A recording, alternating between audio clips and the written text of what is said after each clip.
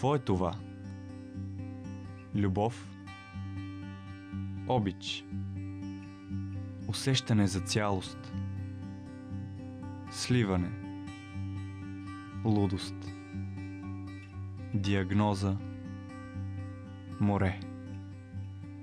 Липса до болка? Вода? Безкрай?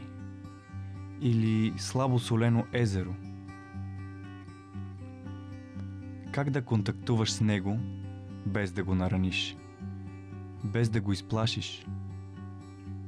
Можеш ли да му говориш тихичко или да му напишеш прочувствено писмо? Или просто да си мълчите? Можеш ли да се влюбиш в гласа му?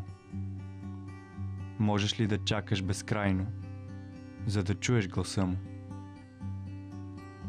Можеш ли да го прегърнеш или просто да го усещаш с всички сетива? Можеш ли да усетиш аромата му? Как ще ти повлияе това?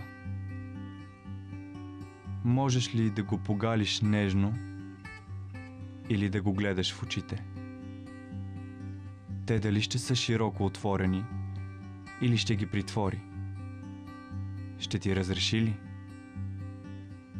Можеш ли да му кажеш истината, че си влюбен фатално? Дали ще те потопи бавно надолу, докато останеш без дъх, наблюдавайки те безразлично с тъжните си големи очи? Или просто ще те захвърли на необитаем остров? Или трябва да го лъжеш? Как се престрашаваш да плуваш в него? Не е ли опасно красиво? Страх ли те от тази красота? Може ли да ти се плаче от него, но да стискаш зъби? Как да постъпиш? Там ли ще свърши пътят ми? Морето жена ли е?